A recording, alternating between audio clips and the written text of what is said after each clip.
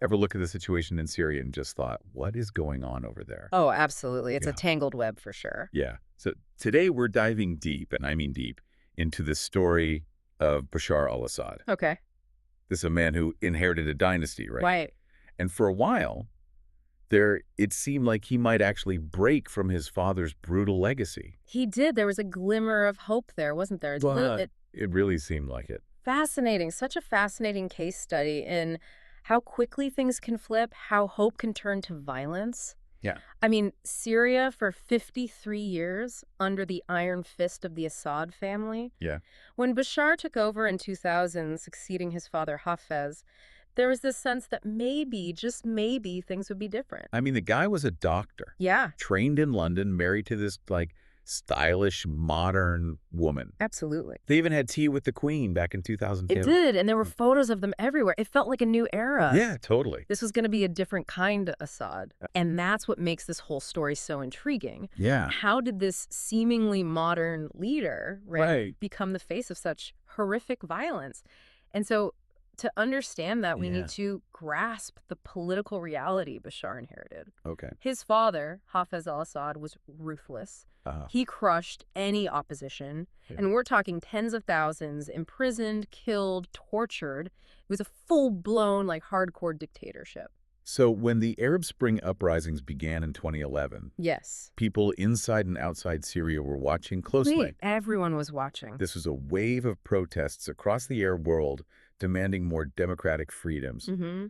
Did anyone really think Bashar would embrace reform? I think there was a genuine hope in Okay. some circles. Western leaders, you think of Tony Blair. Oh, yeah. Blair saw him as a potential reformer, a guy they could work with. Right. But then when push came to shove, right, Yeah. Bashar, he resorted to his father's playbook. He blamed the unrest on these, foreigners, Oh, wow. cracked down hard on protesters, and ultimately chose violence over any real concessions. And that was the point of no return. That's it. The Rubicon had been crossed. Yeah. Syria plunged into this brutal civil war. And it was brutal from the start. Oh, absolutely. Yeah.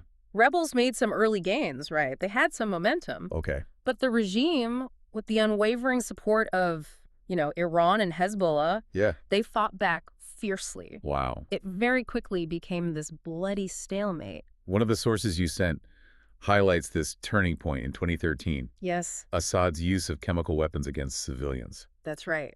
It seems like such a moment where he crossed a line, Oh, absolutely. like even for his allies. Using chemical weapons, especially against your own people, is a major breach of international norms, right? Yeah. It sparked outrage, calls for intervention. Right. But in the end, no decisive action was taken, really. So nothing happened. And that's when another player entered the scene, Russia. Putin, sensing an opportunity as he so often does. Right. Putin saw a chance here to prop up a faltering ally, expand Russia's influence in the region, Yeah.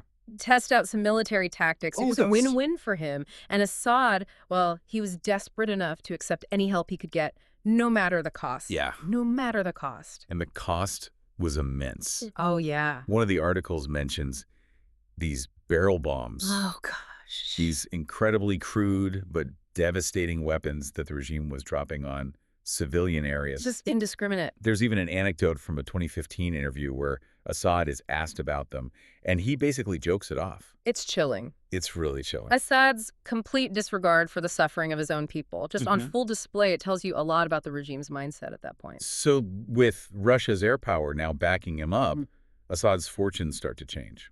Yes. The Russian air campaign in 2016, it was brutal, but very effective. They helped Assad regain control over large parts of the country. Yeah. But again, it came at a horrific cost in terms of civilian lives. But there was still one major obstacle for Assad, Yes. Idlib province. Idlib, right. It became a stronghold for rebel groups Right. and a humanitarian crisis zone. Wow. It was a constant challenge to Assad's authority. Okay, so now for the really surprising turn of events. Okay. After all the bloodshed and condemnation, Assad is welcomed back into the Arab League in 2023. I know it was It's a controversial move. hugely controversial. Some see it as a pragmatic step towards regional stability. Okay. Others see it as a betrayal of the Syrian people, a whitewashing of Assad's crimes. Yeah. It definitely raises a lot of questions about the future of Syria and the region as a whole. So where does all of this leave us? Like, what's next for Syria? I mean, the situation is far from resolved. Of course. What's certain is that the Syrian people have paid an unimaginable price. Yeah. And it's a stark reminder, I think, of the devastating consequences of unchecked power Yeah. and the failure of the international community to effectively intervene in the face of atrocity. It's a story that's both compelling and deeply disturbing, Absolutely. And I think what strikes me most is the missed opportunities. Those Yeah. moments where, like, dialogue and compromise Yes. could have prevented so much suffering. Why? I know, so much needless suffering. It's heartbreaking. And for me, what always sticks out is the resilience of the Syrian people. Yeah. Despite facing unimaginable hardships, they continue to hope for a better future. It's incredible. Their story, it deserves our continued attention, that's for sure. For sure. It makes you wonder if all this violence was inevitable or if there was a different path, a path not taken. What do you think? I think that's a question we all have to grapple with. It's a tragedy on such a massive scale, and I don't know if there are any easy answers. Thanks for taking this deep dive with me. It's been enlightening. Absolutely, always a pleasure. For our listeners, if you want to learn more about the complexities of the Syrian conflict, we've included a list of resources in the show notes. Be sure to check those out. And until next time, keep asking the tough questions. Keep learning.